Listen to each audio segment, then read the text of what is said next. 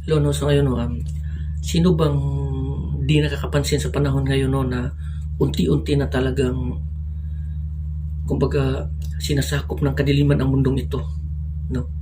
Sino bang hindi nakakapansin ito? Kahit saan ka pumunta, na makikita mo ang pagbabago ng mundong ito, ang takbo ng isipan ng tao. Maraming mga lumalabas na mga kakamanghang mga bagay na kanilang mga ginagawa. Itong mga kaalaman nito ay nagmula po talaga sa kaalaman ng kaaway, the devil, no? Sa simula pa lamang, no, nung nabuksan ng pag-unawa ng tao dahil nga sa simpleng kasinungalingan na tinatanggap ng isang tao noong unang panahon. At ito na yung bunga, unti-unti na tayo, no? Maraming mga tao na pumapasok sa atin dito sa mga simbahan pero yung puso malayo. Maraming mga tao na sumasamba at nagpupuri sa Diyos pero malayo. Dahil nga sa kaalaman ng isang tao, nakaimbento ang bawat tao ng mga kahit ano-anong mga bagay, mga bomba na wawasak sa kapwa-tao, sa kapwa-bansa, na hindi man lang iniisip ng bawat tao, no, na lahat tayo dito sa mundong ito may katapusan at kamatayan. Pero mas pipiliin nila yung wasakin ng bansang yan. Magwawasakan sila, magtataran sila, magpapatayan sila because of Satan, no? Kinokontrol ni Satanas ang bawat isipan ng mga leader at pag-awayin ito dahil lang sa pera, sa lapi at sa ekonomiya. Hindi man lang sila mag-iisip, no, na sana, no, mag-unawaan, pero hindi talaga mangyayari yan kasi simula pa sa simula, no, na nakatakda na ito ang pagkawasak na bansa o ng mundo. Nation against nation and kingdom against kingdom. Magpapatayan yan. At maraming mga lindol. At dahil sa ganito, no, na mga pangyayari, maraming mga tao na lalayo sa Panginoon. At dahil dyan, ang pag-ibig ng bawat isa o pagmamahal ng bawat isa doon sa ating Panginoon ay unti-unting lumalamig. At sa ganitong paraan na lalamig ang tao, lalayo at lalayo sa Diyos. Every time na tayo ay lalayo at lalayo sa Diyos, tayo ay lumalapit at lumalapit doon sa kaparusahan na hindi dapat para sa atin at para sa tao. Kaya buksan natin yung isipan natin na dahil dito, in a minute lang or ilang minuto lang or a minutes lang, no, kayang wasakin ang isang bansa sa simpleng bomba lang na kinikreate or iniimbento ng bawat tao. Kaya nga sinasabi ng ating Panginoon dito sa 1 Corinthians na I will destroy the wise, the knowledge of the wise. I will destroy the wise man, no? Wawasakin ng Diyos ang mga tao maalam dito sa mundong ito kung saan sila yung dahilan kung bakit nag-imbento ng mga ganito, pagpatay ng tao. Samantalang ang iniisip ng Diyos, ang gusto ng Diyos sa atin is to love your neighbor as yourself. Magmahalan na bawat isa. Pero ang bansang ito, ang leader na ito, ang government na ito, binibrinwas niya yung tao, ang mga isipan ng tao, to hate that nation. To hate, no? Na magkaroon ng galit doon sa kalaban nilang bansa. At doon, wala na silang pakialam na magutom o mamatay yung iba. Yung iba nga gusto nilang wasakin. At tingnan mo kung ano nangyayari ngayon. Maraming mga tao na nagsasabi na sila ay matalino pero ang katotohanan, mga hangal at mangmang. Paano magiging matalino ang isang tao kung ang pangarap mo o gusto mo ay wasakin ang isang bansa sa pamamagitan ng mga nuclear bomb, mga bomba na gustong wasak dito sa mundo?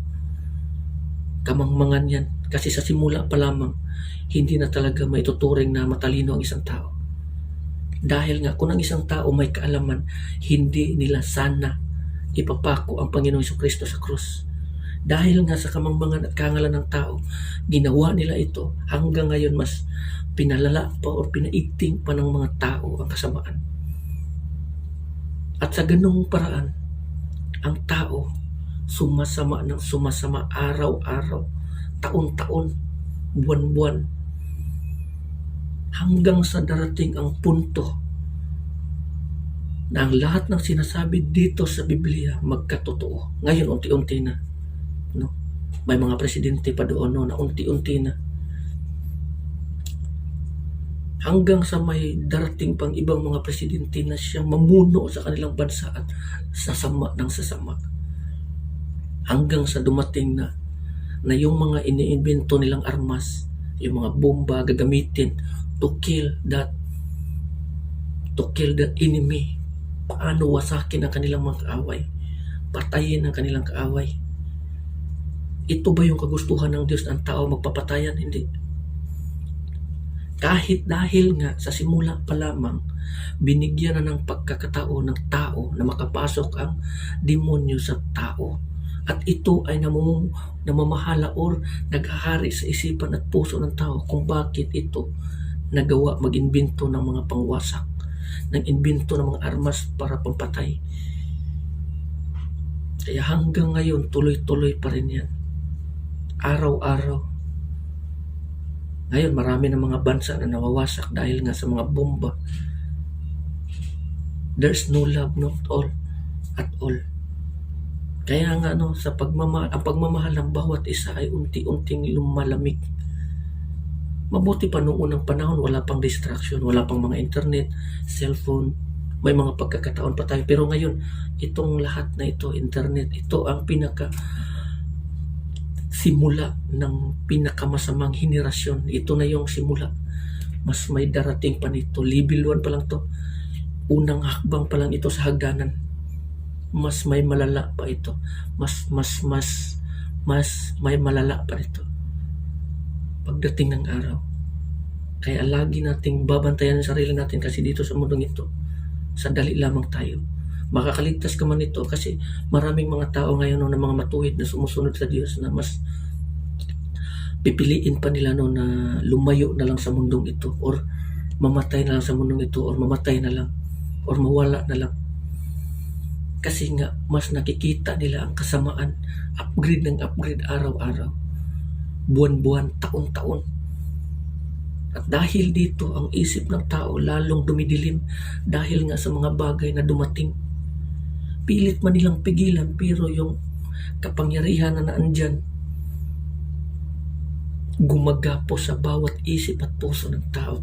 Kaya ito ang dahilan kung bakit ang tao napapalayo sa Diyos. Kaya lagi nating tatandaan to. Minsan lang tayo dito sa mundong ito. Huwag sana nating sayangin ang buhay na ito. No, na maalipin ka sa lahat ng bagay. Dahil nga sa pagtaas ng kaalaman ng tao, pag-unawa ng tao. Dahil dyan, itong lahat talaga nito ay pinakarot talaga nito ay yung salapi, pera. Dahil sa kagustuhan ng isang taong yumaman mag-imbento ng mga bagay for the sake of money and to destroy humanity, mental health. Kaya maraming mga tao ngayon namamatay din sa mga iniimbento lang ng mga gadget, apps. Social media ang pinakamalala ngayon na nawawasak sa tao, sa isipan pala ng tao, maliban sa mga physical. Ito yung mga bomba, mga armas, yung mga bansa nagpapalakas, naghahanda laban sa iba pang bansa. Hanggang sa darating yung araw na magkagira uli. Pero ang pinakamangyayari nito is ito yung marking of the beast. Yung darating na talaga, yung pinakapunto talaga, yung marking of the beast, cashless. Ngayon nagsimula ng cashless. No? Yung sa pilitan na ang paglagay ng mga microchip pagdating ng araw. So hanggang dito na lang, na maraming salamat and God bless. Amen.